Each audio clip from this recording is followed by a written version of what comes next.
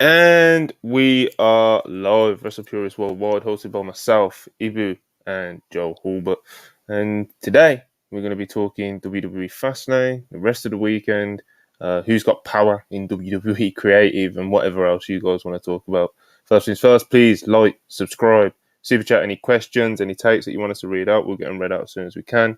And turn on the post notifications. Hope everyone's doing good. Starting with my fellow co-hosts. Ibu, how you doing? Start of the week.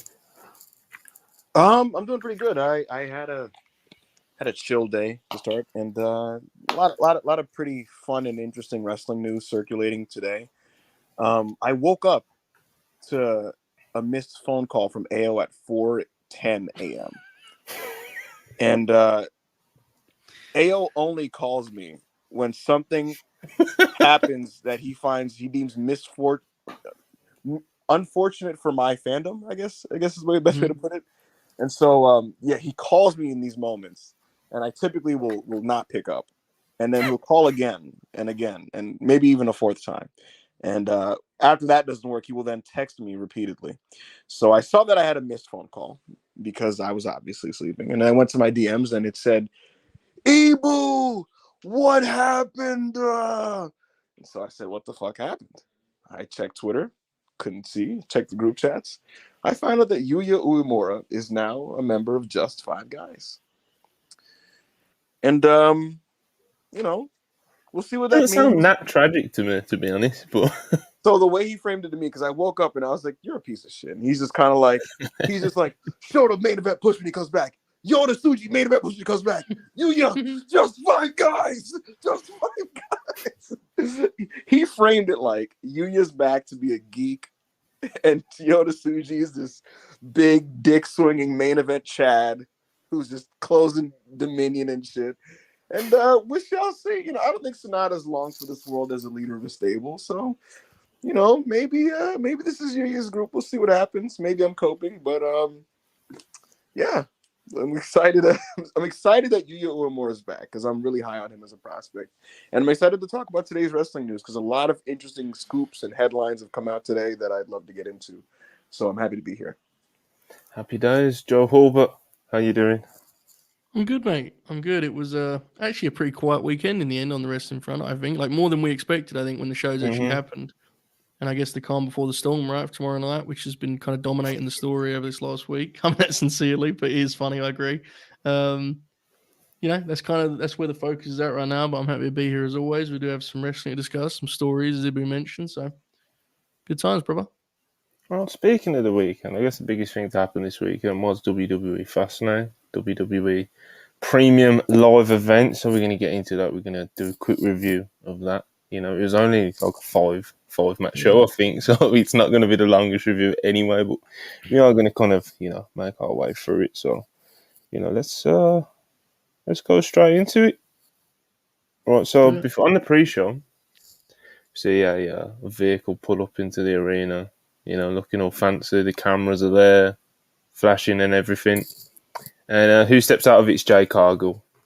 And she is greeted by Triple H to shake hands. They hype her up on commentary, etc., etc., etc. And just another thing that's trying to make trying to make Jade Cargill feel important, showing off the fact that they've signed her, etc., etc. So and it seems like she's going to be on Raw tonight. That's the report going around. She's going to be on Raw. She might be on SmackDown as well. Who knows? She might even show up tomorrow on NXT. Who knows? But yeah, Hulbert, they're continuing to, make a pretty big deal of this Jade Cargill signing. They are indeed, and as you mentioned, they just kind of these cameos almost add to the excitement of the eventual, like, actual full debut where she's part of the TV show. Because I don't know what you're expecting, Monty, but I'm expecting a similar kind of cameo tonight, where maybe she meets someone, a little stare down, perhaps, in passing. I think we're a couple of weeks away still from the angle that really introduces her. But I mean, it's good stuff. It's traditional wrestling rollout, right? Like they're victory lapping on it, and that's what you should do when you get a big signing, no matter what promotion you're on, what the talent is. If it's a big signing, make it clear to the people it's a big signing. So a cool kind of headline for the pre-show, which now more than ever feels like an unnecessary thing to watch, right? Like, the pre-shows used to be a real thing. Now it's never. So it gave the show some kind of hook, I guess. Yeah, give it a little something. Yeah. Ibu, what do you think of the Jade Cargill rollout so far? They've done everything they can to make it feel like you're getting this like superstar athlete. It just feels like when an NBA team makes a big free agent signing and they're taking them around the facility and they give them the big press conference and they're showing them doing any and everything around all their facilities and things like that. Jade Cargill getting the big rollout and the ringer interview, and they made sure to film her fucking walking in the PC and getting some reps in there. And then on the TV, they've been doing that thing where they're showing all the headlines. Like they made sure. I don't know if you saw this, Joe. Like on SmackDown and Raw, they're showing like a bunch of headlines about Jade Cargill Right. signing with WWE, and Cole is like, man, it's got the world buzzing. Oh, it's Jade Cargill. Like nobody. That's all anyone talks about. It's Jade Cargill. Like she's a mega athlete, and Michael and Wade Barrett's like, listen, Cole, I've never seen an athlete like Jade Cargill ever walk into the WWE. That's pretty good, man.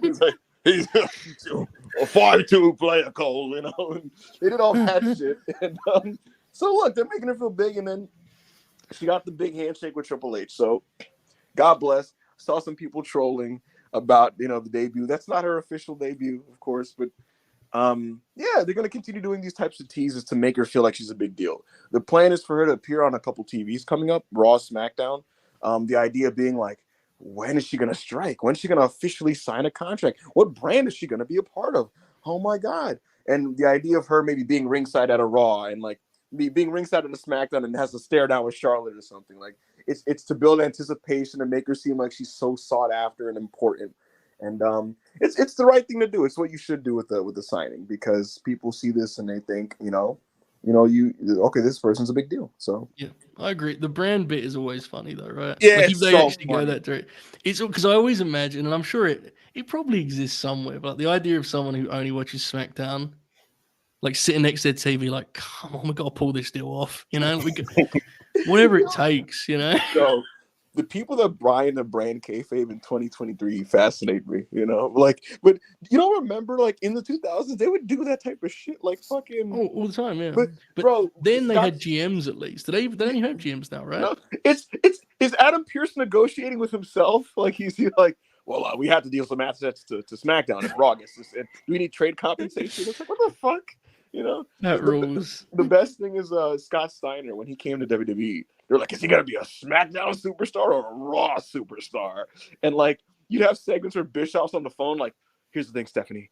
I already got this in the bag, and it's like, it's just the funniest. Like, it's I've got to be honest. You remember when they what was the trademark they did before Collision? The transfer portal. Yeah, they should have did it. I couldn't with like sincerity say they should do it, because clearly they shouldn't have done it.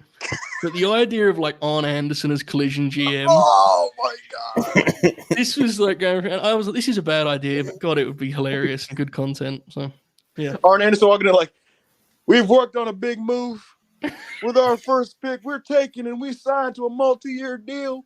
CM Punk, and I was like, oh, what? CM Punk? What? Yeah, fucking Stokely Hathaway or someone walking out, and he's just like, we take the elite, and it's like, oh my God. That was what I remember now, because we thought that was what that Stokely video was about. Remember he did the Office video? We all thought, oh, he's going to be the Collision. And he's like, no, he's doing Ring of Honor. It's all right, I guess. Yeah. Just imagine, Joe, you get the shot panning back to fucking Taz and Excalibur, and Taz is like doing that thing he does where sometimes he kind of overacts and oversells, and he's like, what, guys, this is a big deal. I mean, CM Punk the Collision. I mean, that's he's got his pen. He's got his pen in his hand.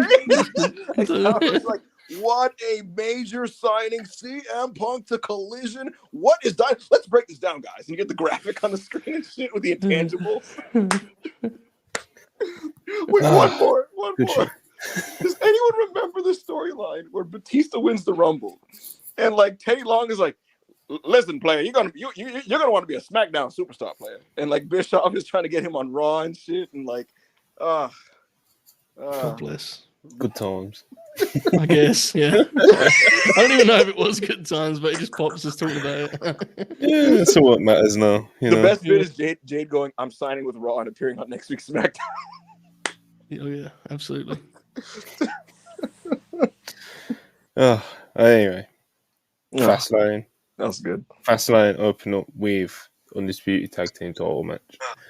Cody Rhodes and Jey Uso challenging the Judgment Day, and they got the job done. Thought it was a good opener, and yeah, I was kind of surprised to see him win, but when I saw it happen unfold, I was kind of like, oh, okay, this makes sense, like, it was one of those, but a good opener. Joe, what did you think? Yeah, I like this a lot. I didn't think it was a great match by any means, but it was my favorite match on the show by distance, honestly. I really enjoyed this. Kind of that main event tag team formula, even in the opening spot here. Kind of being able to space that structure. I had some fun on Twitter and said it reminded me of an early Collision match, which is a phrase that I'm embarrassed every time I use it, but here it is nonetheless. The work itself was honestly like a mixed bag. Jay and Damian Priest are not the most dynamic pairing physically. And Finn and Cody have almost gone, they've wrestled so much, they've gone the opposite direction where they're almost too smooth with each other at this point. It's like too easy for them. It's like house show autopilot a little bit with the transition. Yeah, and the work improved. And mostly it had heat and things were placed correctly. And I think the execution of these Judgment Day finishes is like consistently superb. Whoever's agent in their stuff, and obviously the guys executing. So I really like the match. I didn't think it was as good as either match Finn and Priest had with Kevin and Sammy. No, I did think it was very good. And it was my favorite thing on the show personally. Yeah, it was like I said, nice opener. Nothing spectacular, Right. but nice. Did the job it needed to do. Iba, what did you think? yeah, I'm right around there. I really liked it because I just I appreciate this is just a tag structure that I enjoy, and so just seeing the two hot big babyface stars in there, and they're getting the heat, and they take turns doing the hot tags and stuff, and then you get this kind of elaborate closing like quarter of the match, where all the moving parts start to come into play with Dominic and Rhea, and then they kind of come in and they factor into the match in different ways, and it leads to like late match twists and turns. You get the big spot on the announce table, all that type of stuff. It's good. The Judgment Day they're at this point slightly underrated as tag wrestlers, and what I'll say is this: even though I did find it very good, like Steve Jericho, Cody, and Jay are not. Kevin Owens and Sami Zayn are like quietly brilliant. Kevin Owens is so explosive and dynamic, and Sammy is such a good seller, and his comebacks are good, and his timing is really good. So, like, the Steen Jericho tags with any combination of the Judgment Day you'd like to bring up, all of those matches, pretty much every single one of them, I think, 2v2 are better than this match here. But this was still a good opener. So, I'm right there with you guys. I want to just quickly talk about the booking here. And what I'll say is that it was the most interesting booking decision of the entire show because it's the one that creates like multiple avenues of interest for the television.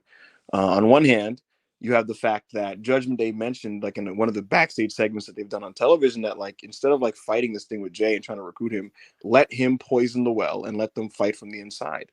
And so we have that, and we have the fact that Cody and Sammy said that they wanted to fight the winner of this match.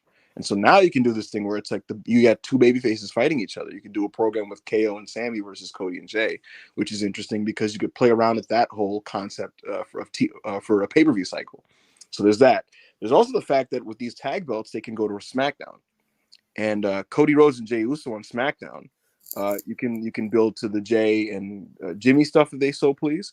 You can build with Cody Rhodes interacting with Roman Reigns, who, guess what, returns this Friday. So a lot of little things you could do there that are pretty fun. So most interesting booking decision on the show, the best booking decision on the show, and probably my favorite match of the show. Well, they seem to make a lot of memes and clips in the press conference as well. A lot of people, especially after that, seem to be happy with the decision to put the belts on her. It was a good time. It was a good time, man. It was very endearing. I like the finish as well. Like the 1D into the Cody cut. I thought that was cool, man. That was sweet, yeah. In the presser, Cody, it just came off like the principal and the bad kid that he likes. Like that is I like Cody Rhodes, but that's the most he's ever come across like a real human. I mean, that's a compliment, in the presser? Yeah, like he's got a superhero vibe, which is great, and he's a top baby face, but he like was actually likable to me in that presser. Just watching him react to Jay, it was, there was a sincerity to it. I fear they're going to try to recreate it with like skits on TV, No. which will be much less funny. Yeah. Hopefully not. I would be tempted legitimately to just clip up like 30 seconds of input on Raw because it was fucking awesome. They You loved do a it. thing where they're like talking on like I don't know, but it was really fun. They loved it too, and they saw the reaction on social media, which is why they posted a full version of the presser of just them two on YouTube. So they might put. I mean, I think there's room to put like a little bit of it on Raw, right? Like 30 seconds a minute. You can do that, right? Yeah. No, but I'm trying to remember if there's stuff that could make TV because I know Jay was. Some of Jay's stuff didn't really make any sense, which is why it was funny, but it may be hard to give context to, because he was actively not sober. So yes, indeed. It was a good time, It really was. Yeah. We're going to some super chats. Keep them coming now. We'll get to them right now. Zaid9499, appreciate you. It's sad seeing how cold AEW is, whereas with WWE, between it being super hot still, and Vince not having creative control as of now, they're on a roll. Yeah, from a ticket sales point of view, AEW are colder than they have been in the past. I don't know if they're like cold completely. I don't know, but the TV and pay-per-view, like TV is not up by any means, but it's steady. It's steady enough, right, for the most part. I know last week was disappointing. Pay-per-view has been pretty good. The houses are brutal, obviously. I don't know if I'm breaking any news. That's been discussed up and down for the last 2 days, but yeah, I mean, it's been a thing for a while. It's not something you fix overnight, but I think they're very aware of it. I mean, that Collision show was the first one where it was like, I thought the show was pretty good, but that was the first show they've done on TV where the attendance was like actively affecting the production to a degree that was striking. The hard cam was switched up. The first shot of the show, you saw the seats. It was rough, but if nothing else, I'll say this: the folks that were in attendance on Saturday did a hell of a job because they will not always be that energetic when you have small houses like that. They were loud for them. So credit to the folks that were there. I did notice that, like, even with the down houses, like, they usually shoot it in a way where it's not noticeable on television, nor does it affect my viewing experience. This Collision was like the first time a bad AEW attendance like was noticeable to me and affected my experience because any camera angle that wasn't the hard cam, you just saw like big sections of like tarped off black, Monty, and it was just like, God damn. And yeah, they did make noise, but there was other points in the show where it just kind of felt like oddly desolate. I'm watching this main event angle with Edge, and like it's a good angle. It's a very good angle, but I'm like, damn, like there's nobody here. So we'll see. But like you said, Joe, like look, the TV ratings are stable. Pay-per-view buys are super consistent. I mean, it doesn't matter how much the frequency of these pay-per-views is increasing, because they're adding these shows and they're still getting over 100,000 people to buy them. So that's encouraging. People start buying the pay-per-views.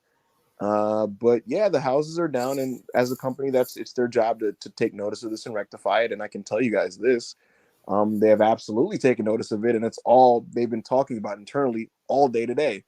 Anyone you talk to from AEW, they'll bring up the ticket thing to you if you don't bring it up to them, because it's just been the big internal conversation today. And there are plans that are going to be proposed tomorrow to try to rectify some of the problems with the ticket sales. Also, quick thing that was just brought up in the chat. Credit to Adam Copeland for not doing the thing that wrestlers are supposed to do in 2023 television and just turning sideways and talking to the people that were there. Because I don't know, I mean, Monty, you've probably not experienced this here, but I know you have. I assume you have. When you go to TV and when you're watching wrestlers' backs cut promo to an empty side of the building, there is few experiences worse to make crowds react to you, And I see veterans do it. And so credit to Adam Copeland, while there wasn't exactly electric for his segment, at least he had the sense to adjust accordingly, right? I'll give you half of he was it. talking to the people. Yeah. Cody, Mont, you can speak to this. When Cody does this thing now on Raw, and he's just like, "Excuse me, people watching at home, but I need to turn to the fans in the building," and he'll do it, like, turn around and have his hands out, and he'll be like, "Because we're live in Minneapolis," and they're like, Cody," and he'll turn back around and be like, "As I was saying," and he'll start cutting his phone. I'm like, this. It's real though, man. Like when I was at Dynamite in Chicago, and Sammy and Jericho were doing their segment. And Jericho does those segments where he sort of does this like PowerPoint presentation vibe, right? Where like people just sort of stand alongside each other and look at it's like no one's there. Like it's brutal for the crowd, I get you're doing it for TV, but there's there's a happy medium there, and so yeah, that's a small thing. But anyway, we'll proceed. Yeah. It's all in the details, you know. I guess so. Yeah. But yeah, as far as the AEW ticket sales thing goes, I think it's just an accumulation of things that they could do better, or you know, call them problems or whatever you want to call it, you know. But yeah, there's accumulation of things going on, so we'll see what these proposals Ibu was hinting at just now. But yeah, Showtime Spurs, $10. Yo, I was way more excited for this Tuesday Night War when it was only Becky and Judgment Day. I think they could have done it with them. Now a win is hollow and a loss would be incredibly funny. Wow, Showtime Spurs. With knowing which way your fandom leans in this Tuesday Night War. Of course, that would be how you feel. You know, you was more excited for it when it was only Becky and Judgment Day. Me personally, I prefer it when both sides just fucking go balls to the wall. You know, Tony Khan call it retaliation, whatever you want to call it. He was still doing Total Tuesday anyway. He's loaded up Dynamite. NXT is hilariously loaded, and it's going to be a good time. So, a win, hollow. Win's probably pretty hollow anyway. You know, it kind of is what it is. You know, it's 1 week of TV. Dynamite's not on their normal slot, etc., etc., etc. So it's like. It'll be something that I'm sure Wednesday when the ratings come out, you know, whatever way it goes, it's going to be a hilarious time on the timeline. People will talk about it for a bit, and then it'll just be one of those things like when AEW beat NXT last year or whenever it was. So, in terms of things that'll be hilarious, the Undertaker's entrance has potential. Willie, who's in our live chat here, brought it up on Late Night Grin stream. Like the idea of him doing the full Taker at the Performance Center while they chant "You still got it" as he sticks his tongue out. No, he's not going to be in. He's going to be in Mark Calloway bandana, do-rag, hat over it, biker mode. You're probably right. Yeah, but there's a war to win, brother. Could you bust out the eyeliner? Could you imagine if Sean sees Mark in and he's like, "You brought your gear," and he's like, "No, motherfucker," and he's like, "Come on, we got a spare hat. You got to put it on." Biker Taker. We need the MMA gloves. The thing is, best pure striker. The thing is, Heyman's backstage, so he may be in Mark mode. I don't know if you guys know this. Paul Heyman is of the belief that like the best version of Undertaker is when we see the real Mark. It's why we got Big Evil take on SmackDown. And when Heyman was booking Raw in 2019-2020, this is going to be a vague memory for most people. Undertaker got into a program with AJ Styles, and right before the pandemic, the last segment we got was AJ Styles going, "We know you're not Undertaker. You're a guy named Mark. You're right, yeah. And you're just a guy, and you're real." And and Taker had that promo where he's like being himself, and he's like, "We're gonna have a boneyard match." Wait, do we disagree with Paulie? I'm with Paulie on that assessment. Big Evil, old Booger Ed. Cut a piece. Like the Taker that worked with Brock in the Cell. That's like my favorite Taker personally. Joe, I just rewatched that match, and the closing stretch, Brock like has him in like a World's Strongest Slam position, and then just hoists him in the air and catches him for an F5 and fucking flings him. It's so big. That match is awesome, bro. They're just punching and bleeding, you know. You've done it now. I'm intrigued, Monty. Where do you stand on this? Best Taker? It's tough, isn't it? Because like obviously, Deadman Taker is like by far the most iconic. Yeah, and like with it being WWE, like that is going to be what you're lean towards always. But like in turn, if we're just talking like my personal enjoyment, I know obviously probably Biker Taker, Big Evil Taker, that era of Taker when he was actually cutting like proper promos and stuff like that, you know, and not doing like, you know, Dead Man Law, you know, that's that's like, you know, that's whatever. It's very restricting. You know? Yeah, it's very restricting. You rewatched the Attitude Era like a year and a half ago. Do you have any memory of Taker has a promo segment with The Rock, and he goes, and this is 2000 Biker Taker, and he goes, I may not be down with the devil anymore, but I will get medieval on your ass. And the crowd is like, ah! Jim Ross is like, oh my God, the Undertaker challenges The Rock. Oh man. But like Log said, cutting proper promos and, you know, all that sort of shit. So he'd definitely pop me more. You know what? the thing is, late phenom Taker is kind of cool, Joe. Like Yes. 08, Yeah. 07, when he gets like really buff and he keeps the MMA gloves and like he's doing like the tope to the outside and shit in the streak matches. Like 07 to like 2010 Taker. That's his actual best work, I think. Yeah, It was yeah, like it the is. ace of SmackDown, basically, right? It's pretty much what he was. Yes, and also the spooky stuff that he did at that time was not like over the top. Like it was just lights off, lights on. Yeah, it He's was just there. like Undertaker, And like he you said, like wrestled lights normal off, lights matches. off. Yeah.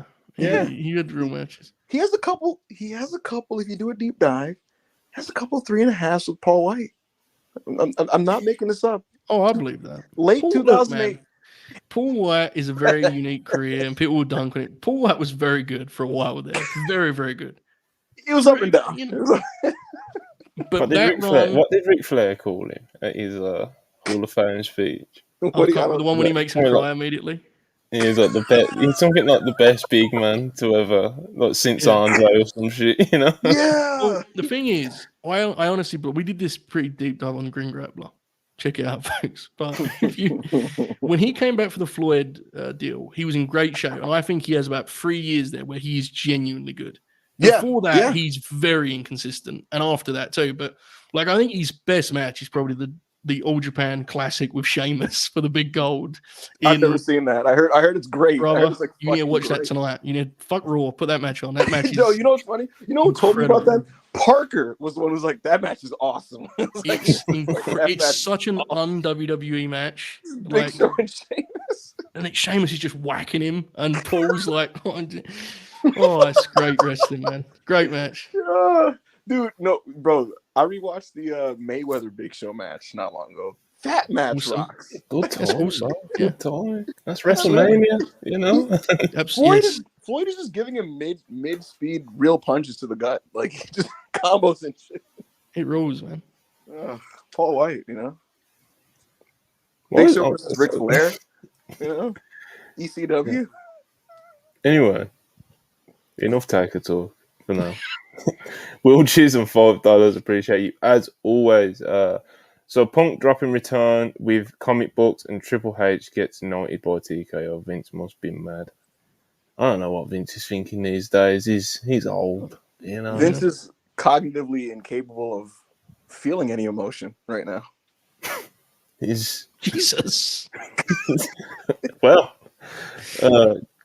Globe Wrestling 4.99. Appreciate you. Wrestling media is cooked. They really asked about Taylor Swift in WWE at Fastlane press conference, but no questions about CM Punk returning LMAO. Obviously, there's only one person asked about Taylor Swift. It's not like it was a whole thing. Where, like, Look, bro, That was one embarrassing, though, bro. one too many. no, Yeah, I'll come get on. that. I'll get what people are saying with it. Everyone wants better questions. It Yeah. always makes me laugh when people say, "Oh, people must have been told not to ask questions." That doesn't happen, bro. Like AEW, WWE, I don't know about the other companies, but obviously they're the main two when we talk about the press conferences.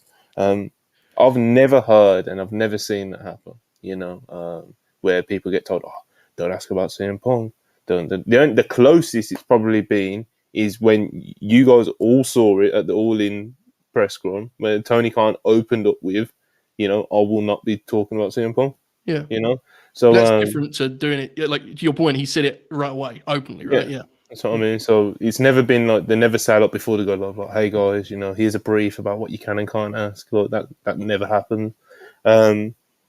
I don't know, and I've never heard of anyone asking questions and then getting their rights taken away or anything like that. Like you see people, suspect. So, Listen, you know. that's the thing. I when Punk didn't get asked, I will admit I was like, they probably told these fuckers not to ask about him.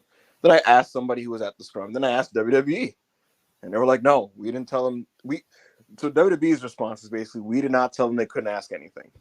And I asked somebody at the scrum, like, hey, were you told like not to ask about anybody? And he was like, no. Which makes it kind of more annoying though, because it's like, look, man, Yeah.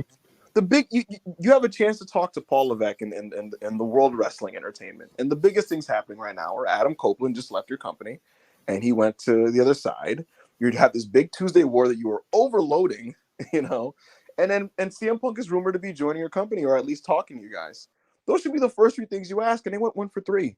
And realistically, I mean, if you take journalism serious in any way, that's a bit of a joke. Like, I'm not going to be the guy to cry about it all morning. Like other people can do that. But at the same time, there's a reason why people don't take wrestling journalism that seriously, because I do think that there's a feeling that people want to feel a part of it and complicit, and almost like you want to like make the company feel like comfortable and massage them. And not to take it in like a darker direction, but I do think that that relationship with promotions is why also that wrestling gets away with way more bullshit than like other sports and other fields, where when bullshit happens, it's taken very seriously, and the people who perpetrate them are pressed for it. So that's kind of I my agree. my thing on that. I've spoken about this in the past. And we don't need to relegate much more than we have, but there's a confidence and a comfort among the promotions. They don't need to tell them to not ask questions because they won't ask anyway. Exactly. The one thing I would say on the other side of it, while I've been very critical of the media in the past, is that I do think there should be a clear commitment as to what these press conferences are, what these scrums are. Are we doing them in character or not? The current thing of I'll let the wrestler decide when he gets up there, while funny at times, only further undermines how dumb they are. Like, just make a decision. Either do it like it's New Japan Pro Wrestling and have everyone come up and cut promos, or do the scrums with the 4 or 5 people that are willing to talk the way that Adam Copeland did at the last scrum, for example. Right? Jericho's done it in the past too, where he kind of talked about it like he's just made a movie. Everyone watching this will have a different view on what they think it should be. That's not my point. My point is just, can we have one or the other rather than this sort of insane, like switch from one wrestler to the next? Or one wrestler goes up there and goes, yeah, man, I love working heel. And then, the tag champs or ever go up there next and go, we're going to beat the hell out of them on Wednesday. One or the other. That's my only thing on the promotion side of it personally, but I don't know. Your mileage may vary. LA Knight, Cena, Cody, and Jay were just being real. And then like Bailey's in character, like right. So. And I just think it comes across goofy. And if she wants to do that, that's fine. But I just would like the promotion to pick and then have the talent go accordingly. The thing is, even with this weird mix that it currently is, the promoters themselves are not in character. Tony Khan. No, your point stands. Yeah. So what I'm saying is, like, even in this weird ass goofy mix that we have, Hunter's not going out there and they're going, hey man, so why aren't you booking that? And he's like, oh, that's because Gunther attacked him on Monday, and that's why we didn't book the match. It's like, go fuck yourself. Well, can you answer my question? Even though Tony did that one time. Do you guys remember when the explosion happened and Tony was just kind of like, yeah, well, Kenny Omega and Don, they hired like poor fireworks guys, and that's why the explosion was bad. It was like, come on, man. Yeah, they kind of ruled. A little bit. It's kind of real. Yeah, the press conferences are, they're kind of all over the place. It's like even in the WWE scrum the other day, there was someone asked Cody about being in the middle of like him and potentially bringing AEW talent over to WWE. Someone asked Triple H about Edge. Like there was a couple good questions mixed in the midst of like the rest. And it's the same with the AEW scrums as well. My experience at the scrum, obviously only been to the one at All In, was I had my hand up a lot. I only got one. I got one chance to ask a question. That happened to be to Saraya, and I think Jordan Patu brought it up on Twitter earlier, where it was like, I asked her if she's planning to wrestle more now that and said, yeah, she wants to wrestle more, and since then, we've seen what we've seen, But when Tony Khan was talking, I had my hand up a lot, and the mic just didn't get round to me. It was just one of those things. But yeah, like I said, that was my experience. But my experience of your experience was receiving 5 messages about, oh my god, I can't believe Monty just asked that question, and being very excited about what it was. Well, if I was, man, they don't want me at these scrums, man. I promise you, you could get, for a fact you could get credentials, and if you can get credentials, you can be in the scrum. So next time there's a pay-per-view in New York, I expect either of WrestlePurists, backup Hangman, to do at the AEW media scrum. For sure. I think I'd have fun at the AEW one. If I was at a WWE one, I would literally like this last Fastlane one, right? I'd be like, hi, Mr. Levesque. And then I'd ask about CM Punk. Or here's the bad one. I'd be like, hey, Paul, Can you explain to me what the creative process was during the spring and summertime when Vince McMahon was allegedly making late changes to your programming? How does a talent get informed of these things? The talent that get taken off these shows, what's their status? What are they told? I'd ask about that. I'd be like, hey, Paul, why is it that you insist on shorter cards where you will reserve a Gunther match for television versus pay-per-view? And what's the decision-making process as to what makes pay-per-view versus TV? Can you explain this, sir? Can you elucidate? Can you They're elaborate? good questions. Fantasy booking these media questions. I'd personally go with, hey man, are you aware that the Machine Gun Carl Anderson is a 2012 G1 finalist? Where's he at right now? And just look Yes. around and see the room react, Yes. Hey, Paul, The thing is as well. Much like John Anik got after he asked about like Cody not winning at Mania. It's like if you do actually ask a real fucking question, they give you a real answer. No, it's not even that. It's like people will praise you for it and shit. It's like John Alba. the bar. Who did John also Anik. John Anik? John Anik. Oh, that's hilarious, John Alba. UFC commentator John Anik. He's pretty good. He is. You're right. Yeah, John Alba. But if you ask a real question or a tough question or whatever, like something that people genuinely want to know about, then the rest of wrestling media and people will praise you for it. And as earlier on, like I've never heard of WWE or AEW like banning someone for asking a question.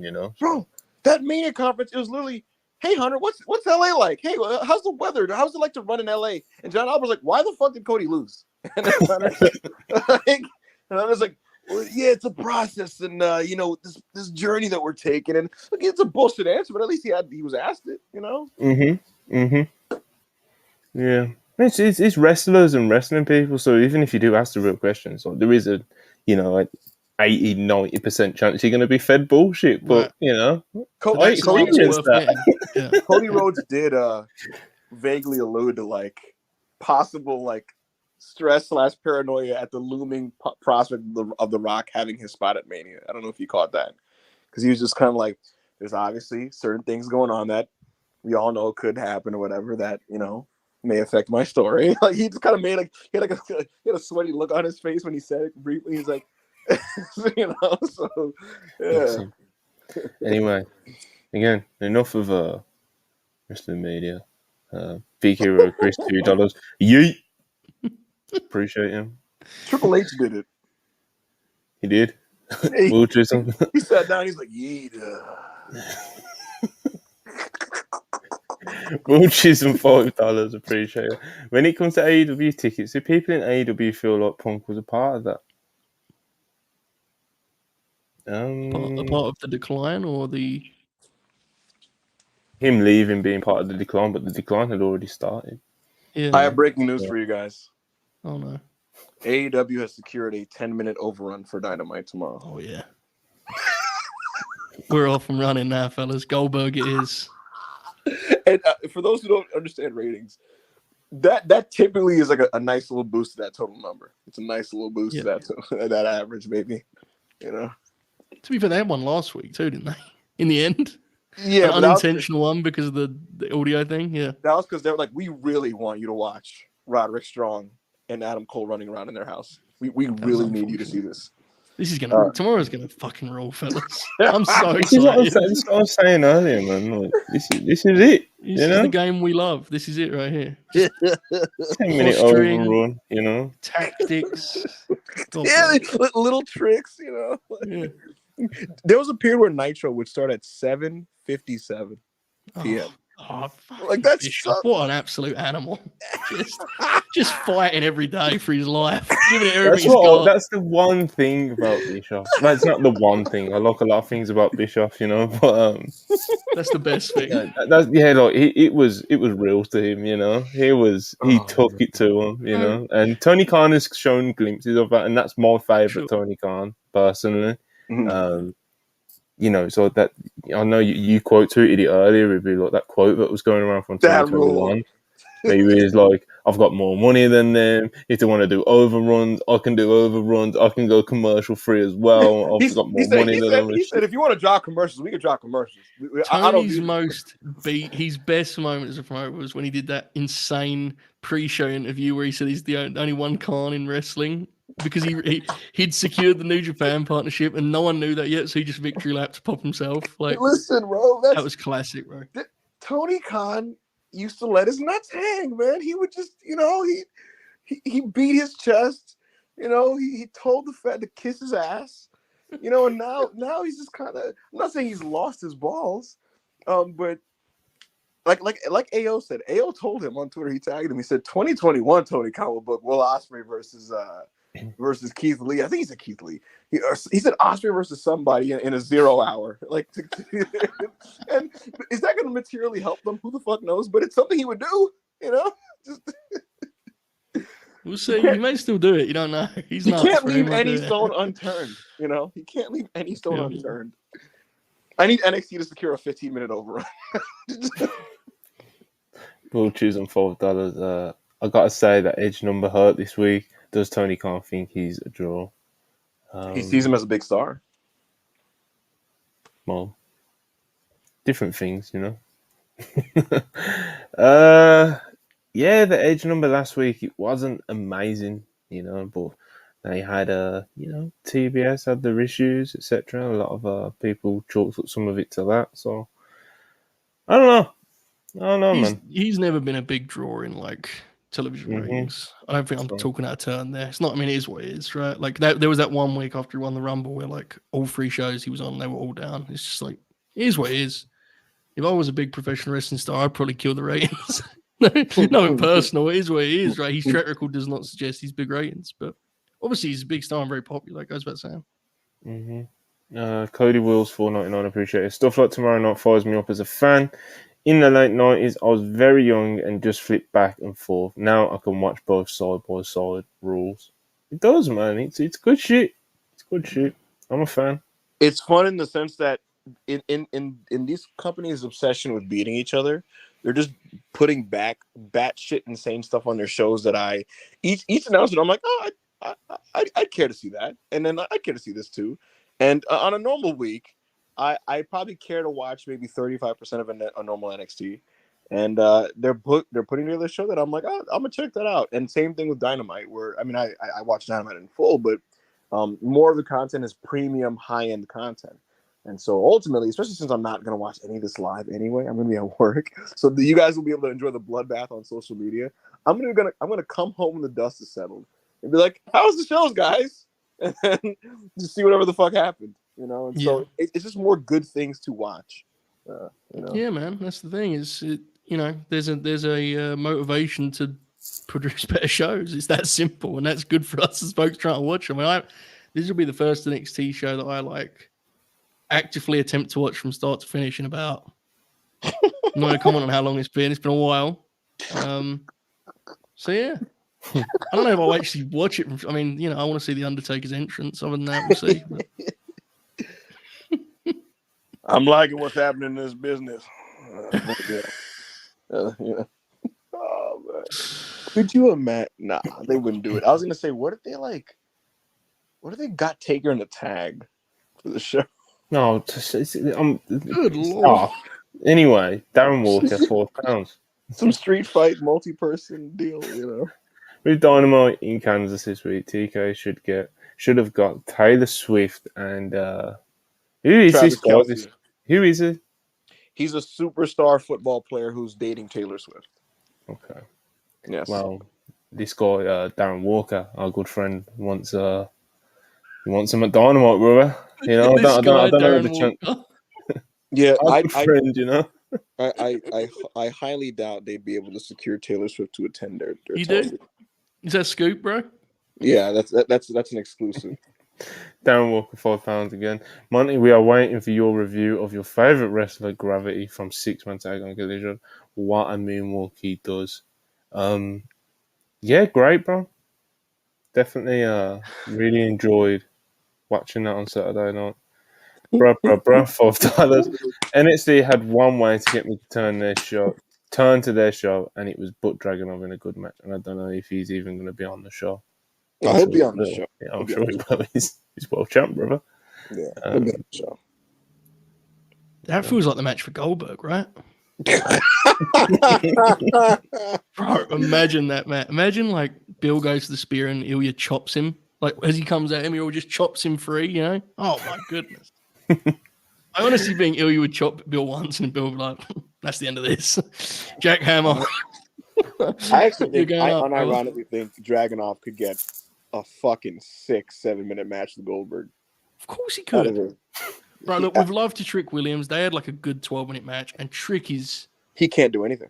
yeah, and again, he's brand new, so it's not an insult to him. But imagine the heat in the performance center Compare of Bill Trick, Goldberg and Ilya Dragunov.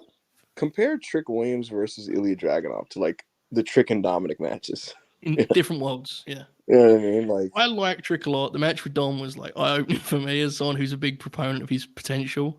yeah, Like he's just got a long, long way to go. It is what I mean. Again, there's no shame in it, but it's that why match was Joe. It's why like some people who like pay attention to WWE on like the outside through like Twitter videos, like they love Trick because it's like they see the promos and the memes and stuff, and they think he's fun. And they're the people who jump to like try to like shit on him losing the North American Championship.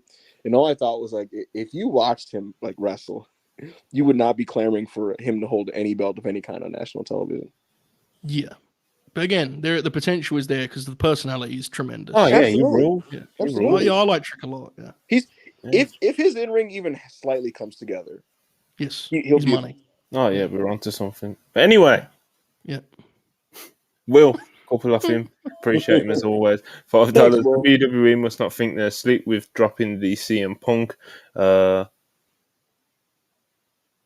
What's that supposed to say? Marvel? What?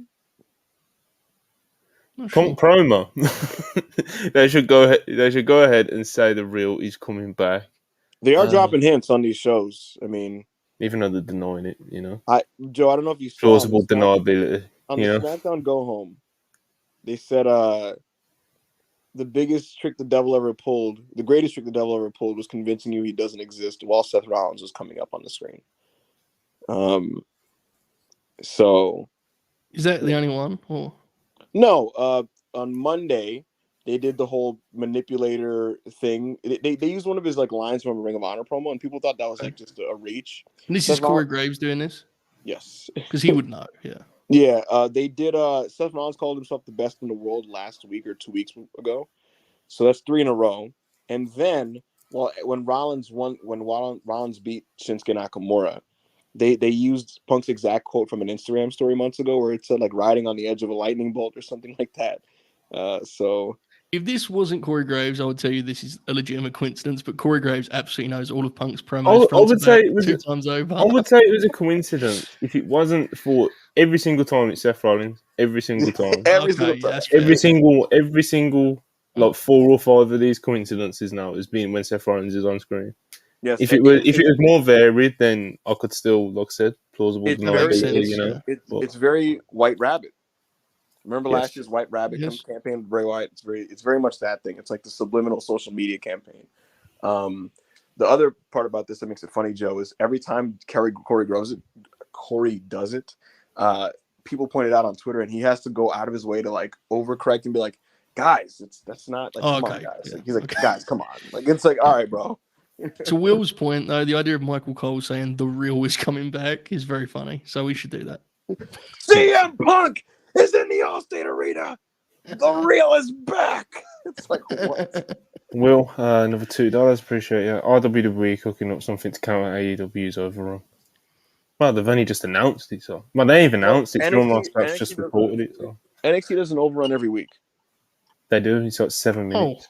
Yeah, it's normally like 7. It's like 7 minutes. So, yeah, you know, maybe they'll push for 15. I don't know.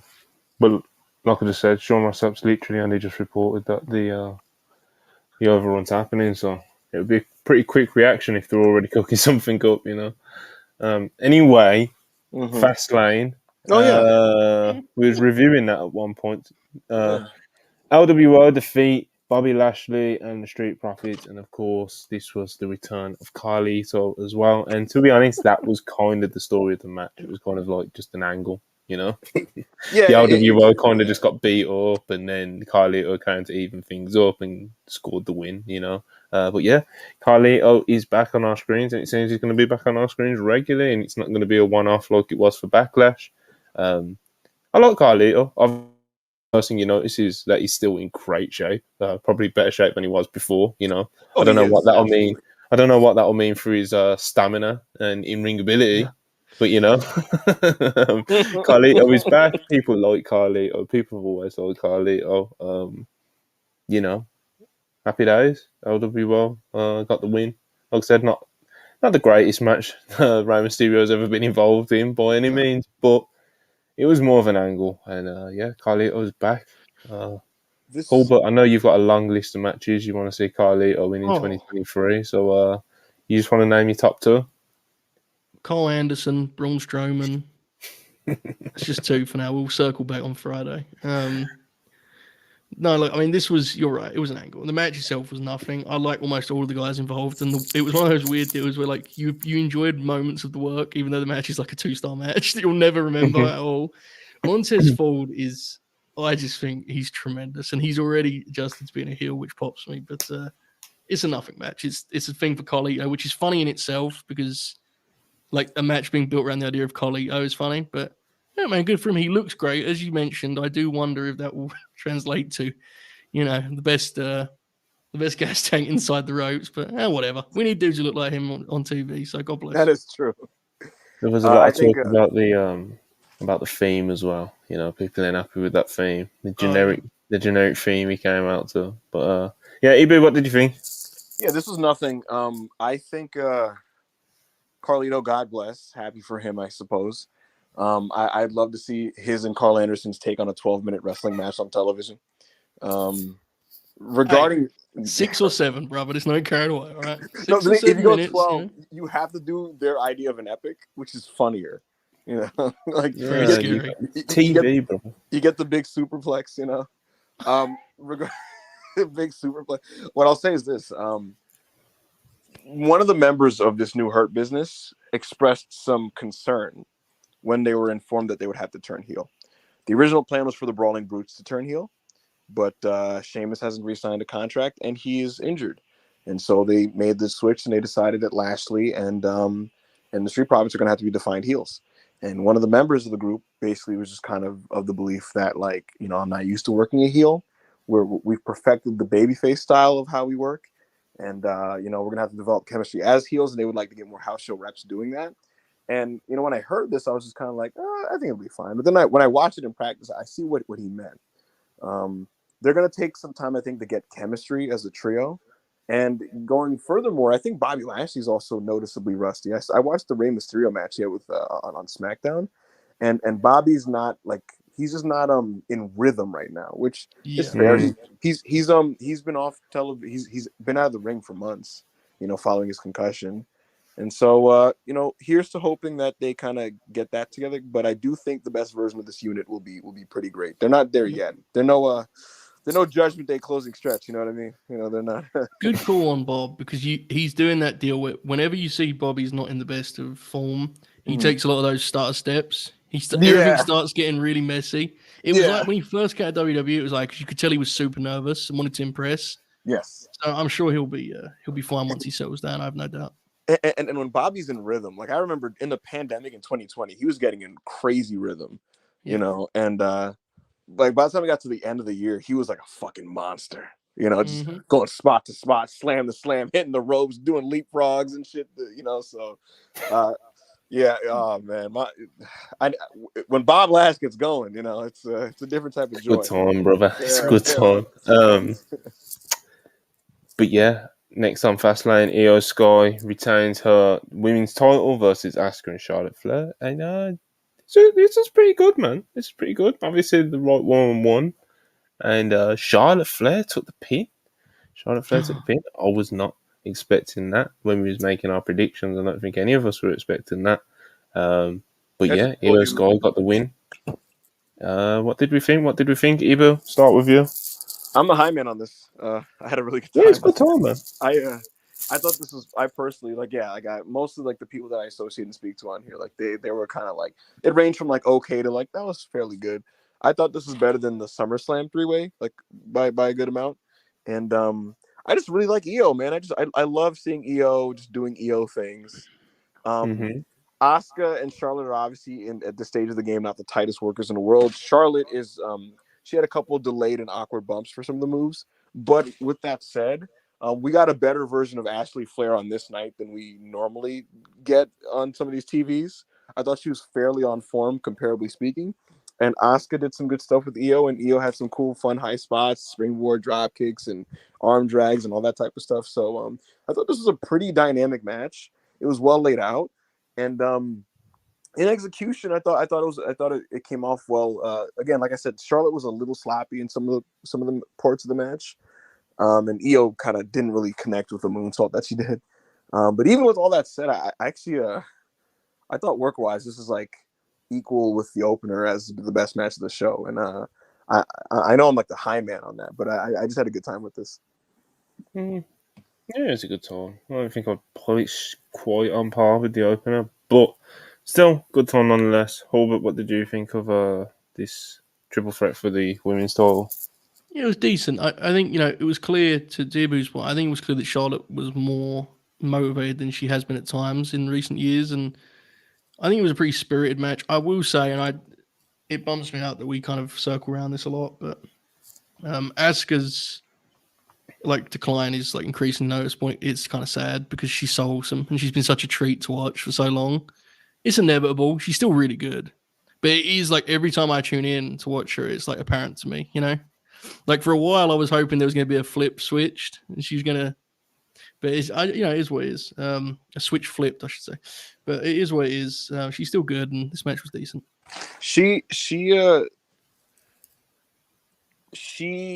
It happened when she came back this year, in the Rumble, because even up until last year, I thought even in those tags with freaking Alexa Bliss, she was still pretty good. Oh yeah, when they won the tag league. Yeah, they won the World Tag League, and oh my god, I don't know if Monty remembers this. There was one of the early Triple H Raws ends with with Alexa Bliss and Asuka winning the tag titles from Damage Control, and there's pyro and shit. There's mad pyro. Do you remember what I did that night, bro? No. I rebranded my social to Rory's Hulbert, and my profile picture was the Anu graphic. Oh my god! And I got on a plane to Philadelphia and just let it sit there for 12 hours. What a glorious time that was. Good days, fellas. That episode was real. It was a good victory. It was a good victory. You had a Gable Gargano match on that show? Yeah. No, I didn't watch any of that stuff, bro. I was you just watched that. You just watched Alexa Bliss, yeah. Yeah, bro. I was living from a wrestle FTR at that point. That's where I was at in my life, but it didn't come together. You remember that? Not quite now. No.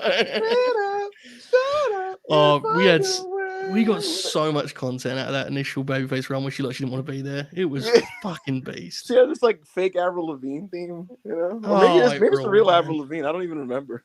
We spent way too much time speaking about Alexa Bliss over the course of this podcast. Bro, do you remember?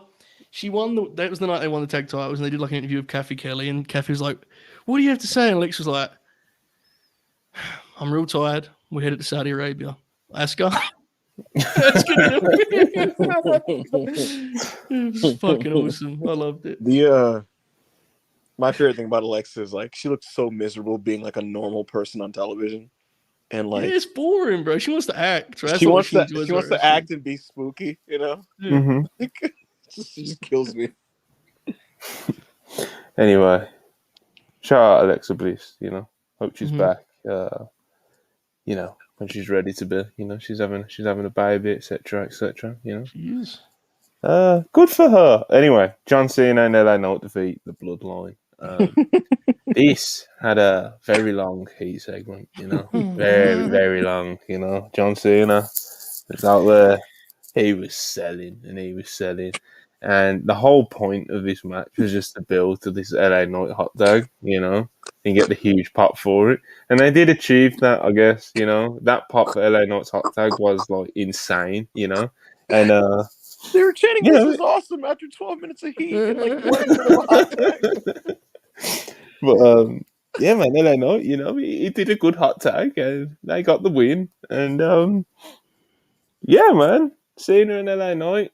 The crowd was into it as expected. The work itself wasn't anything that lit the world on fire, to say the least. But like I said, the kind of, you can tell it's very evident very quickly that that was what they were building for. They were building up to the big LA Knight hot tag, and that was going to be kind of like the story of the match of how LA Knight comes in at the end, saves Cena from the beatdown, and they get the win. And listen, Monty, yeah, I'm gonna let the cat out of the bag.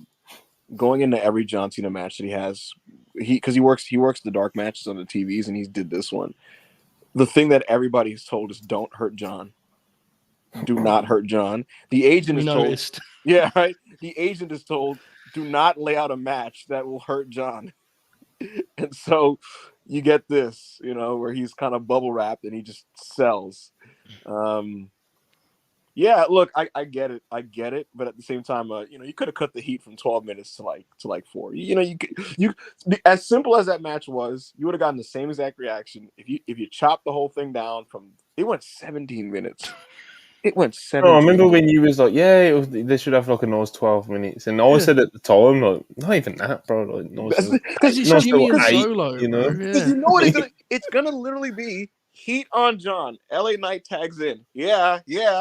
Scoop power slam. LA Knight elbow drop. AA, BFT, and everybody's happy. He did a Russian leg sweep, brother. What's up? He did a Russian leg sweep, brother. I'll tell you what. LA Knight's hot tag was kind of. It was, man. It was kind of yeah. He has a nice little snap DDT. John Cena doing a crossbody killed me, Monty, because like all the big WWE accounts are like posting like John Cena 46 crossbody, incredible. He looked every bit of 46 as well doing it, Joe, did you see what John? Go ahead. My favorite thing was like because obviously he's selling all this match. You just see like this balding Cena in the middle of the ring, he looks fucked, reaching out and shit. He should just cut his hair. His hair's longer than it was when he didn't have. He was rich enough to get that sorted out properly, Joe, did you see what John Cena said in the scrum about his performance? No. He basically was like, I fucking suck. You talk about a guy who needs rhythm. Like, John is not a natural, right? Like, he needs to. Yeah. You can tell when he comes back, it's like it's a struggle for him to get back. So yeah, I believe that. He has to remember what wrestling is. Joe, he basically said that I need more time in the ring to kind of get my timing back, and he said I'm nowhere near what I was when I used to wrestle. And he's saying he basically said he wants to challenge himself to see how close he can get to when he was rolling in the ring, essentially. And he said that he's really far from that right now. So. Yeah, it looked like it.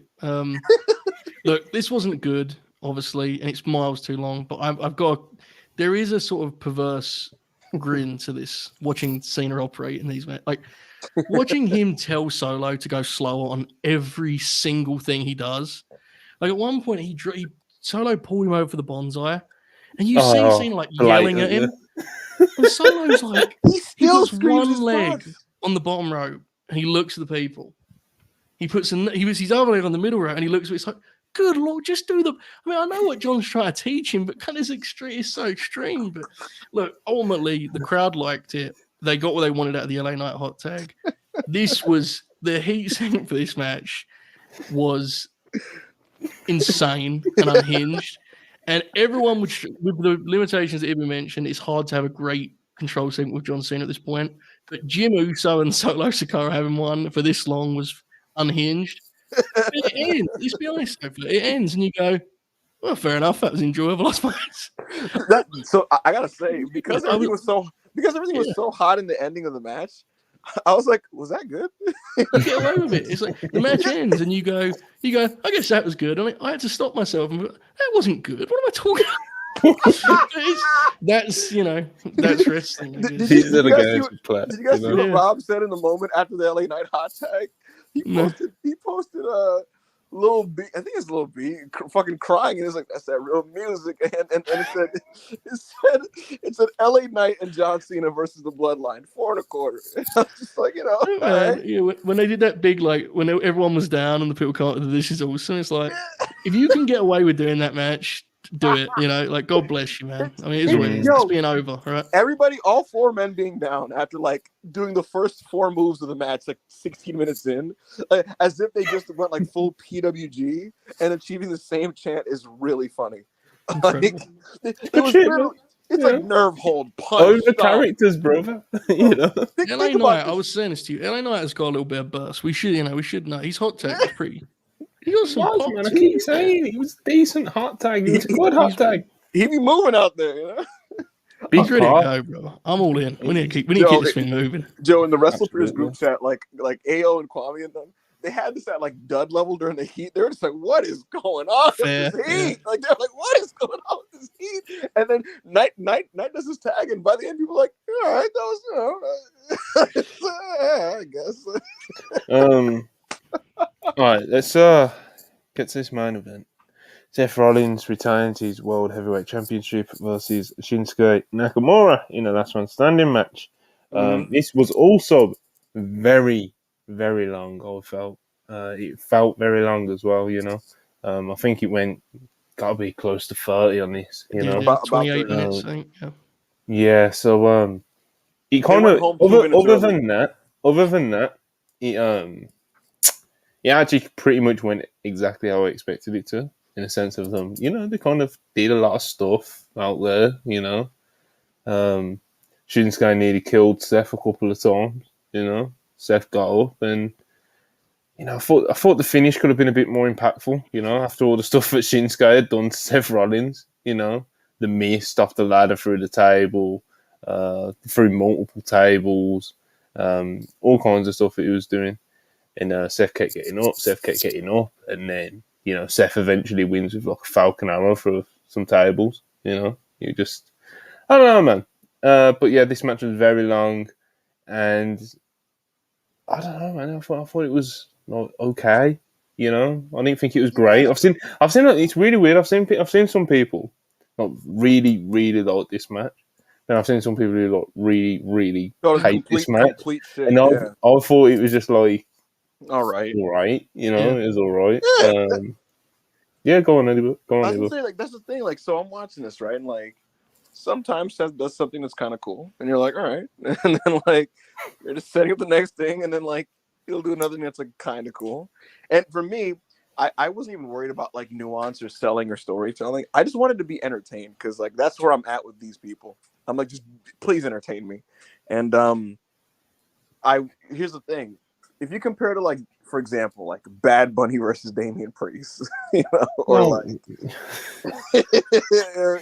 or even Becky Lynch versus Tiffany Stratton last week, which is so much more like enthusiastic and dynamic and creative.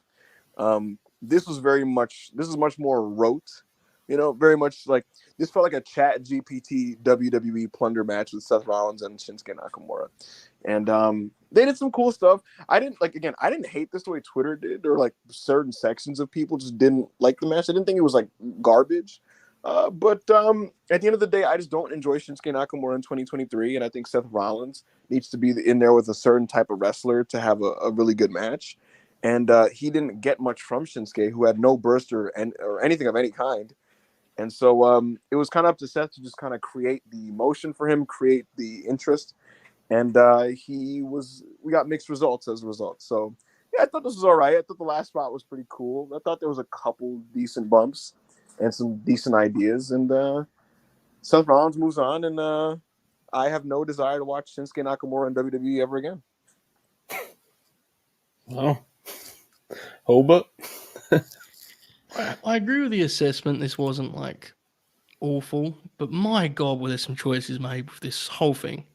I didn't get why they were having a plunder match. We talked about this on Friday, weren't you? Yeah. Like, I didn't get it. Don't Giving sue them them. half an hour to do that plunder match is insane. And then more, honestly, the thing that baffled me most was they told the story in a way, and the build with Rollins' back injury basically meant that Nakamura had to take most of the match. He hasn't got the arsenal to do that anymore. Like, his offense isn't equipped to be taking that much of this match in a main event spot. And then on the other side of it, while I agree the match is more interesting when Seth's on offense, I understand you threw selling out because it's just like entertainment, but there has to be more nuance to the sell when you're going this long. For the last 10 minutes of this match, he was staggering up the same way at 9.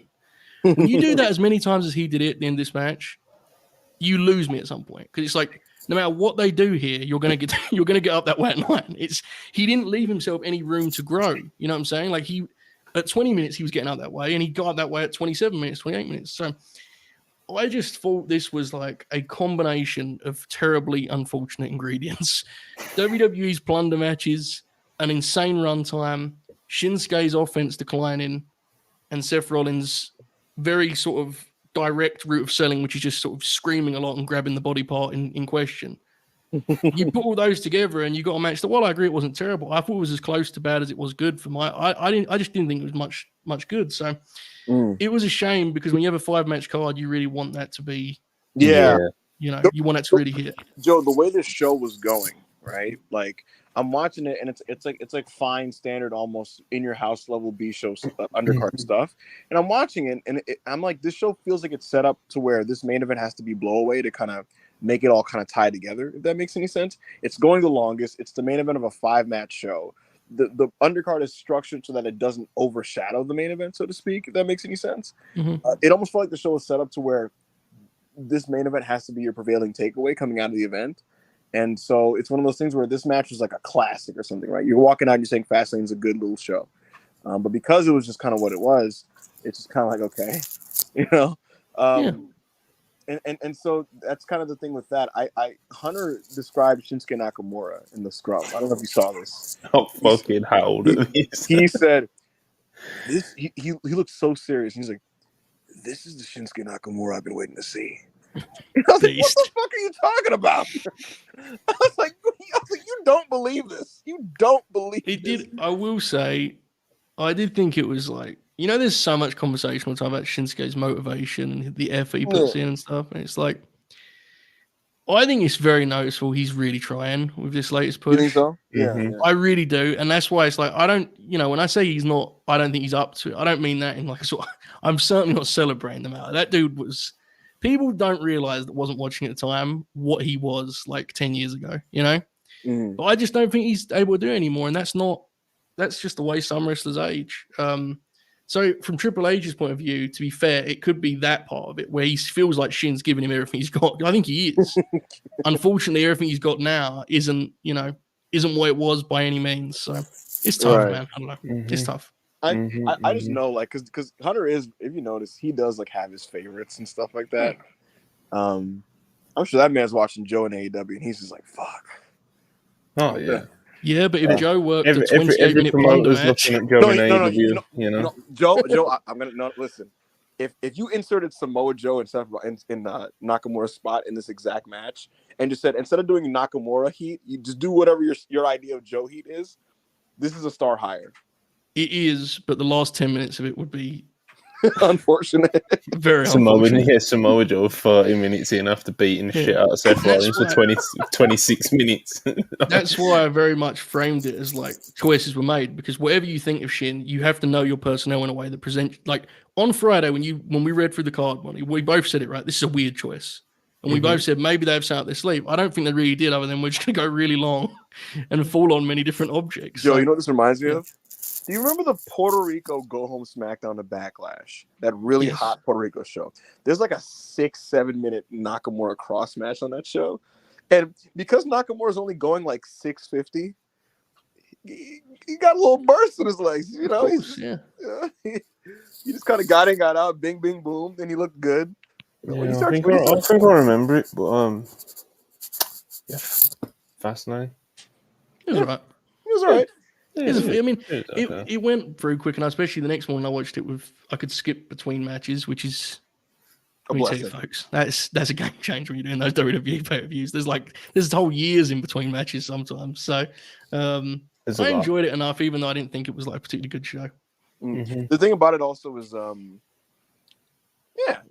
agree. I said this to Joe on Twitter that I'll just reiterate here for people who didn't see my tweet is one thing I do wish is that I get kind of it very much felt like the company like knows it's a B show and they don't have any issues letting you know this, if that makes any sense. Mm-hmm. They could easily stack this card up more with some of the matches that they've burned on television for free, but they opt not to. And I've noticed a tier in their head, Monty. There's like the Big Four stadium shows. Then there's like the non-Big Four, but they're international shows. So like Yeah. Montreal, Saudi, Puerto Rico, those shows feel big time, right? Then there's like the domestic B pay-per-view, like just Fastlane in Indiana, and they're like, it's whatever. So yeah, I mean, personally, if it was up to me, I would have added like a Gunther versus Ciampa on this, and I would have gone a long way. But they opt not to do that. Thankfully, Saudi and Chicago is coming up for Survivor Series, and you would think, in theory, based on this hierarchy, that those shows would be more marquee than the previous two. Some super chats, keep them coming, people. Gonna get through some more right now. Any questions, any takes, anything like that? Laser Beam 199, appreciate you. New super chatter, I think. Shinsuke versus Seth was good. Not gonna lie, don't get the hate on Twitter. Now I feel bad. Laser Beam, I'm happy you enjoyed the match. I'm happy you enjoyed the match. Absolutely, yeah. I've Yeah, enjoyed much I thought it worse was stuff. alright. I reviewed a Bobby Roode Iron Man match today, brother. Enjoy the graps you like, you know. Will choosing $12, appreciate you. It feels like WWE is holding off on Corey to come in so they can start the storyline between Io, Asuka, and MD Corey. Maybe it's no. Well, Corey's only just finished up a dates, like literally yesterday. Yeah, this morning. No, when was Destruction? Was It's this morning. just it's this morning for us, was it? Yeah, because I always get mixed up with Japan pay-per-views because it's our US friends class it as evening, even though it's early morning for them, and like it's like afternoon for us, so we class it as like earlier. So earlier. Corey only just finished her last date in Japan, so we'll see. I've always thought it would be like Survivor Series time anyway, so I don't know if they're like holding off per se, but Are they doing War Games with the women this year? It doesn't look like it's shaping up right now. I'll tell you. Obviously, there's still a lot of time. There's like 6 weeks away still. In a recent WWE creative meeting, Triple H essentially asked everybody, would we be grilled if we didn't do a women's War Games this year? Yeah. And then Regal said you can't do War Games without Alexa, brother. I think it honestly depends on what you have for the women instead. Of course, yeah. You probably should do a women's title match for once. Yeah, if you do like Rhea versus Becky and fucking, I'll take that. Jade Cargill versus fucking, I don't know, Io or some shit. Do you know what I mean? Like if you do like some really cool marquee, matches with the women, take 2 to 3 big time women's matches on the pay-per-view rather than a War Games, to be completely frank. I mean, yeah, but it's more what the match represents. Like we agree on that. I think I actually would prefer they do one War Games match each year, but if you're going to do that, it cannot always be the men that get the War Games match. Right? Like next year you have to, I agree. You have to switch it. Yeah. I think we're both at the same place with War Games, so it's like we'd actually prefer wrestling matches at this point. So. Monty, would you rather Punk wrestle at Survivor Series or debut at Survivor Series? Debut. Okay. 100%. Bruh, $2. Cena said, "I'm out when the strike ends." Beast. That was Beast. He did.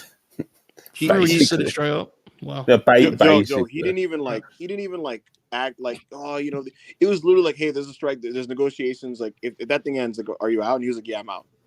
He was like, I'm out of here. Respect. He also made it seem like until then he'll just hang around. Madson84 $1.99. Appreciate you. Have y'all seen trailer for Jericho's new film? I have. That TV film that is coming out. God bless, Getting those checks in, brother. Don't know how big they are, but Bro, $2. Appreciate you. Ibu, who do you think Triple H's 4 favorites are? Great question. Gunther.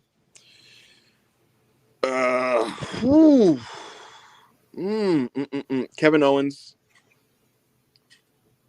Finn. He likes him and takes care of him. Cody. Oh. Cody. Of course. The quarterback. Cody. The quarterback. Tommaso Ciampa. You think you put Ciampa in his top 5?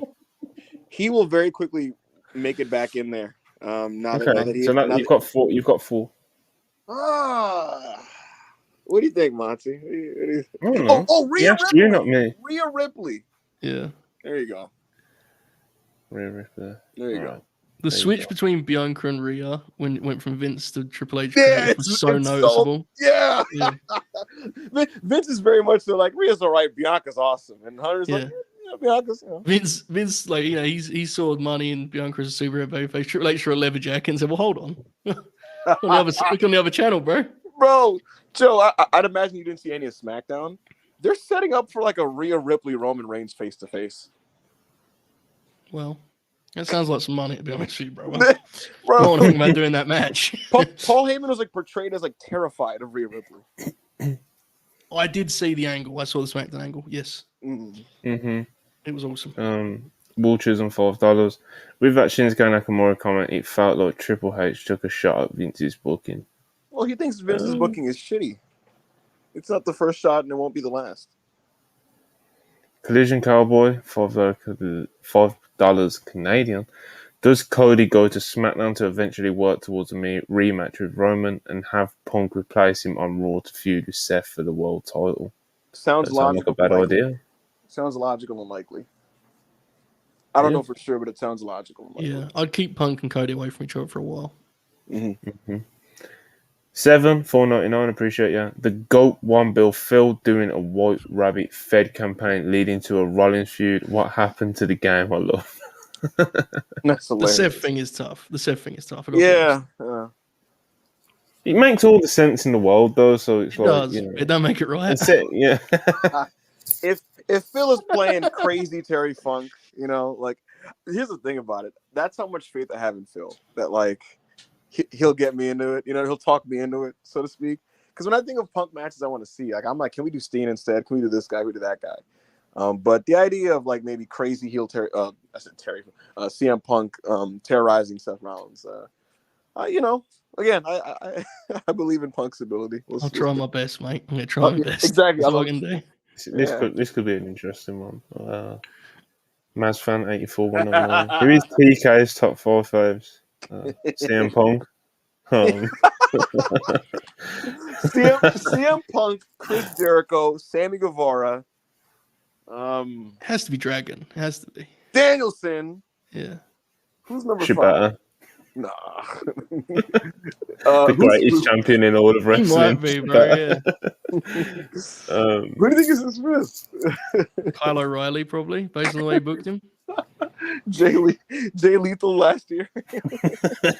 That was a different kind of evil. Jeff Jarrett might be in the top 5. I feel like there's someone like screaming out that we're not thinking of. He likes Adam Cole. MJF. Right? MJF. He does love Adam Cole. He loves Cole, man. I'm gonna say Max. I'm gonna say Max. Yeah. Moxley. No. Swift. What about Orange Cassidy? Ooh, that's his 5th. There, I'm switching it. Yeah. How about Britt? Britt. There was a time when Britt was up there. You know, Once upon a time, Britt was one of his faves. We all change our faves, bro. Let's be real. You know, is what happens. He clearly has now taken a massive liking to Tony Storm. You know. Oh yeah. Will asked TK's top 4 of women. Tony. Jesus. Tony.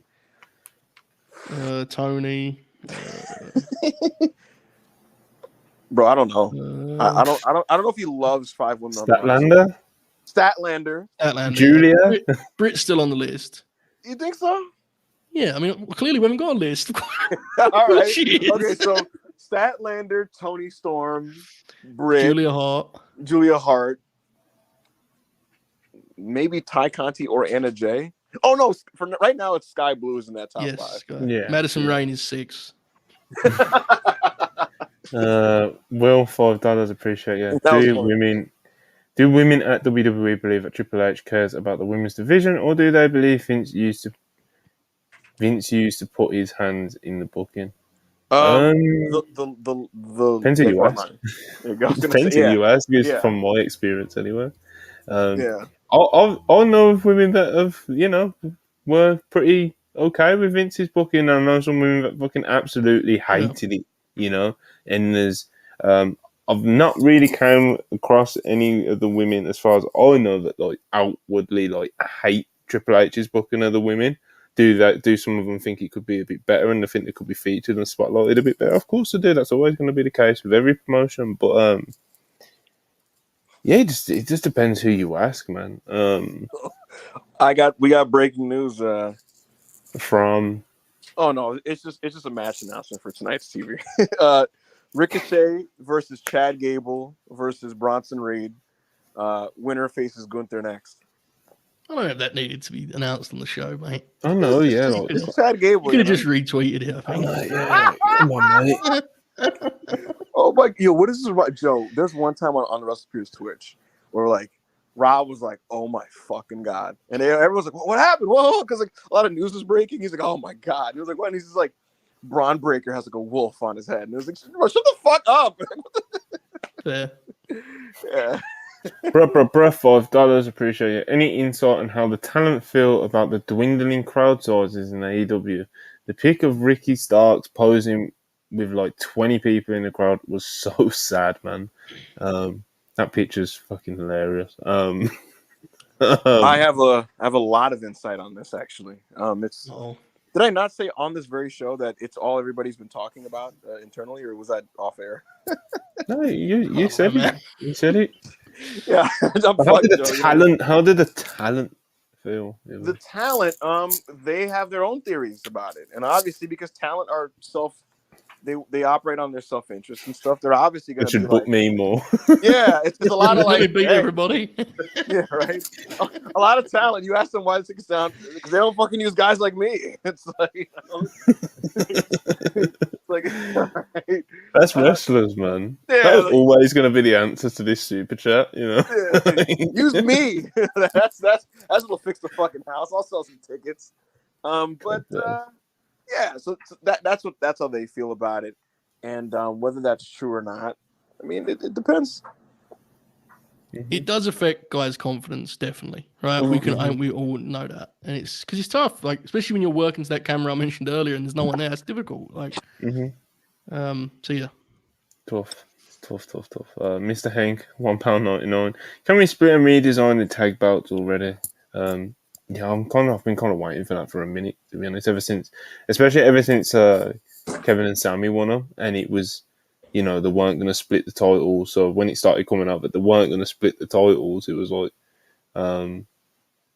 redesign, like unify them properly, yeah, or split them, but agree. whatever. So I don't know. Man. $5. If Triple H could steal 3 times from AEW and Tony could steal 3 from WWE, who would they be to y'all? Assume one of Tony's is Punk.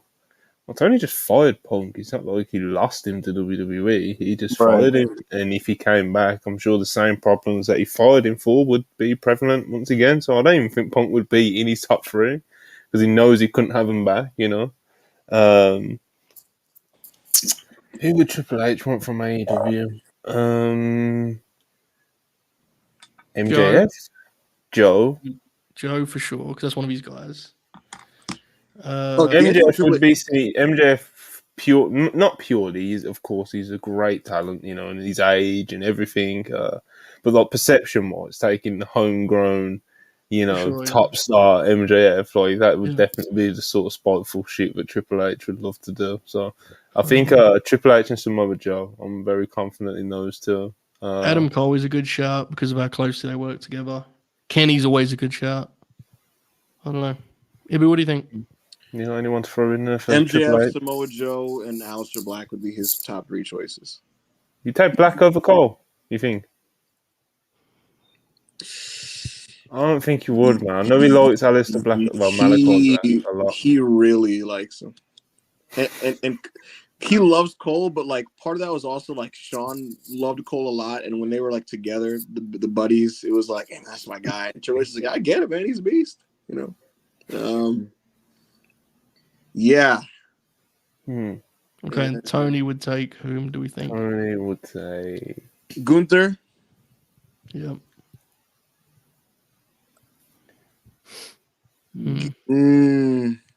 Cody.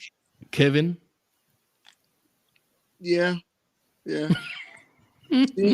Steen, Gunther, Cody. He would take he'd take Roman, obviously. He Becky. would take Right. oh yeah. This is the thing. It's like we were focusing more on like ones that are personal. Obviously, if this was just you pick anyone, you just pick the being previous a stars. promoter, right? Yeah, you get Roman, John Cena. exactly. You know. But yeah, no, I mean, he thinks that like he thinks that guys like fucking what's it called? Chad Gable, Steen, Gunther, like they highly value guys like that. Like they think those guys are really good. And people in AEW brass, like they have big respect for Becky Lynch. Oh, of course. Don't surprise me whatsoever. $1,005. How does Tony Khan feel about Willow? It felt like when Punk was booking, she was not losing and was on TV. That's a great observation. That was spiteful. I can't answer the question. I just know that was spiteful.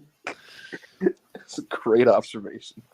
I think Willow will be fine. I think the person more effective was Mercedes Martinez, right? She was like actually on TV. She's not been on. Oh yeah, Mercedes was look. Mercedes was booked on the shows by Phil out of respect for the fact that she showed up to TV every week. He thought that she was just super professional and had a great attitude and was very good. Yeah, she's also actually like good. He just thought that she was like very professional and how like she would come to TV every week whether you were used or not and just be ready to be on hand. And that dependability was valued. And he was like, "Yeah, I'm gonna get you on fucking TV, you and your friend."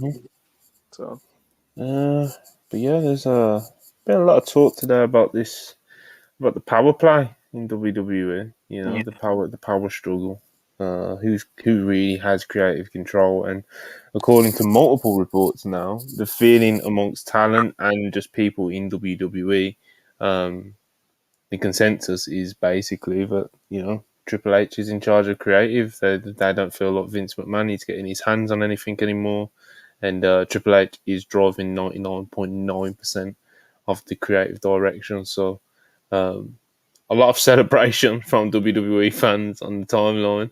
It seems like Vince's grip on the Worldwide Wrestling Federation is it's slipping. He sold the company, so there's that. And obviously now it seems like he's even his creative power is slipping away from him, Joe. It does. There'll be no celebrating over here because I always assume there's some sort of Michael Myers-esque, Oh, yeah. Disappearing act and then return for a sequel. It always feels like whenever I get these headlines, though, I always go like, "Are they biased 2 months?" Yeah, the there's still a part foreseeable of me future. that does. Yeah, there's still a part of me that does feel like there's an inevitable kind of. He is a bit of a cloud, right? And it does sound like that has been kind of that's been improved upon as of late, which is good. Obviously, like I know we've said this before, and it's redundant at this point. Whether you like Triple H booking or not, it's very apparent that for most of the people that work there, they'd much rather be under his leadership than Vince's, who by the end of his regime was beyond all the the obvious element that he's just a piece of shit. He also was like an unhinged director of talent and television by the end of his run. By the end of his run, I mean for the last 10 years or so.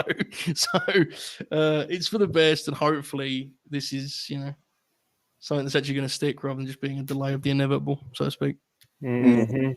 Either Triple H seems like he's getting a stronger grip on this WWE creative. Yeah, that was I noticed this before I even asked around, and when I asked around, I got answers before this report came out. Look, the bottom line is Dragon Lee got a televised tryout match where he got to show out and look good, and then got called up immediately. JD McDonough is all over the television. Tegan Knox has a week-to-week storyline. Bronson Reed is being pushed. Tommaso Ciampa went on a multiple-week winning streak straight that wasn't dropped. He literally came on TV and declared that I'm going to turn this shit around and win a bunch of matches. And then he did. And then faced Gunther in the main event of a Raw episode that went 22 minutes. And earlier on that same episode, he cut a live promo where he got over in the live promo. I can give you so many more examples. Gargano's back. Gargano is back. Cameron Grimes. Cameron Grimes returned to TV on Friday. Like, I don't think Vince McMahon knows who Cameron Grimes is. So yeah, it's like kind of obvious, and that's good. You get more talent involved. You have a talented roster. Use the fucking guys, and like Joe said, the people involved in the process are very happy when this happens. Yep. So because you get to No TV shocker there. bro. Because here's the thing: you get to TV at 3:00, right? And all the boys are hoping for when they get there is, please just tell me what I'm doing now. And what would happen sometimes during this little spring summer period was you get to TV, they go, all right, we think you're gonna do this, but just hang tight. 5:00, what am I doing? All right, so we're looking like we're gonna do this pre-tape, and then at 6, so we're not running that pre-tape. You actually got to do a match with this guy, and it's like what? And then like you fully know what you're doing at like 6:37. It's like okay, no. So you're working that guy. We might do this other one next week. What happened? You know how it is, man. And it's like what the fuck? So yeah. That's the deal. Now you walk in, you know what you're doing at 3, and that's just about it. That's just what it's also good for like we all love the free agency part of wrestling, and it's good that if you're looking to that side of the fence, you don't have to worry about I mean, Triple H's creative may not be to your taste, but it's a lot more trusted than what Vince could have done with you. So right, it's good for the industry. Absolutely. Yeah, Triple H, like I said, Vince losing his seems like he's losing his grip on it. But rest of the weekend, like I said, New Japan earlier on today. Corey had her last match. Yoya Uemura returned. Sonata retained his world title. The New Japan Strong tag belts changed hands. What else happened on the show? Anyone got anything for me? No idea. I heard that Evil and Sonata was unfortunate.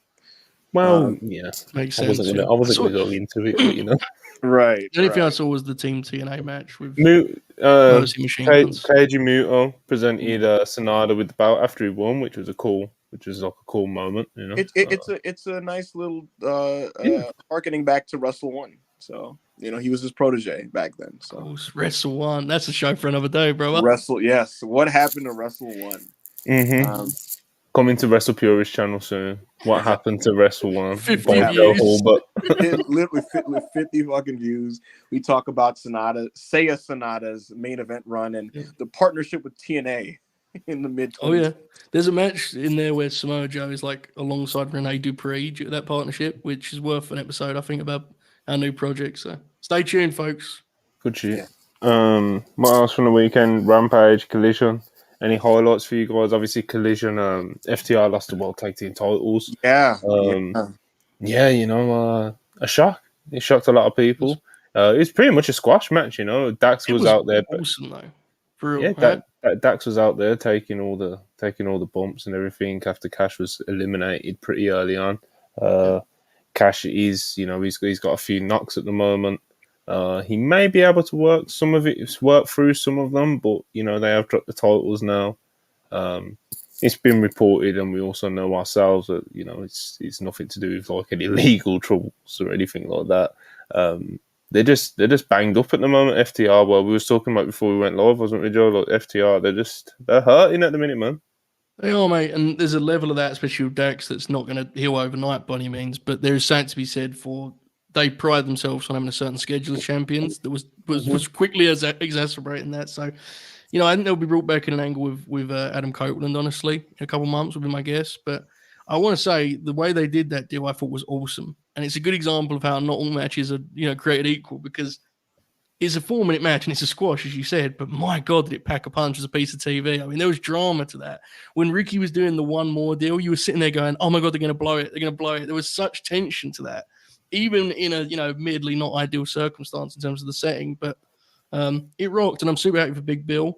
Ironic, he finally won a tag title by pinning, one of the Revival, like 8 years later than folks assumed that would happen back in NXT. So super happy for him and Ricky, and hopefully they can have a nice little run with those. I don't think they're going to have long, but there's some room to do some cool stuff for those guys. They're a good act. That's the thing. There is an opportunity to kind of like do some cool stuff with that, and you didn't want to you didn't want Ricky's recent momentum to evaporate, and him at least having a belt to defend means that he has something, on his shoulders, and that's better than not having something on your shoulders.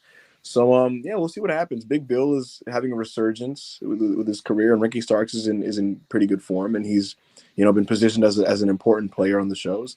So that'll be interesting. I still presume the Bucks are going to beat them, but Yeah. I you could maybe do some interesting TV in the build. Hopefully Ricky Starks can talk, so you can do some live segments and angles there. And so hopefully they do that and actually bother to tell a story there. And I hope so. So yeah, regarding FTR, man, it's really sad. Like I love them, and so them not being around is really unfortunate. But like Joe said to me off air, I mean, these guys are kind of beat up, and they could use the rest. So. But yeah, that was like the main takeaway from the AEW TV across Rampage and Collision, I guess, wasn't it? Yeah. The best match was Dragon and Carl Fletcher, which was very good. Yeah, That I was heard the match. pretty Yeah. good reviews about that one. So a couple of super chats and we're going to get out of here. Bro, $4. Funnier question: who are Vince's least favorite Triple H guys? You really just named like 5, 6 of them. All of them. So yeah, all those guys that you really just mentioned just now. Yeah, I Will think Johnny's Chisholm. the obvious one, right? Bless him. Mm-hmm. Will Chisholm, $4. Appreciate it. Have y'all heard if Triple H trying to get Mercedes Moné back at some point, even if she doesn't sign a short deal in AEW? No, I have not heard about this recently. I believe Mercedes is just going to be doing AEW dates. When she's healed, she's going to be doing dates with. She's expected to be doing dates with Stardom and with AEW, and the American New Japan shows, and she'll be the entertainer extraordinaire that she calls herself, and a free spirit, and she'll do her thing. And so, no, she's not come up in internal WWE discussions in terms of signing. Big Hero Chris, $2. DIY did a glorious bomb, fellas. We're so back. Yeah, I just saw that on Twitter. We got a Bobby Roode cameo that made me smile. Yeah, it was really nice. Just did it. We really might be back after all. Yeah, you see Johnny and Chop looking at their phone, and they pan up, and there's producer Bobby Roode in this suit. Him being a great agent is the least surprising news bulletin in recent memory. It's like the most obvious. Of course, he's good at that. It's like the perfect gig for him. One of my favorite things about this whole thing is I told Monty about this. I inquired about the reaction to Gargano coming back last week, and I was told the biggest pop internally backstage for Johnny was just Bobby Roode in the suit, like, Johnny! And he just gave him a big hug and dabbed him and all that. And he said, Johnny's like, yo, Bob, like, you're a producer. He's like, yeah, doing this producer thing. Well, Bobby Roode's great, and that's good. That's a good note to end on, I think. We got to get out of here. Raw's about to start, so we're going to get out of here. I'm going to be live tweeting it on the WrestlePurists account.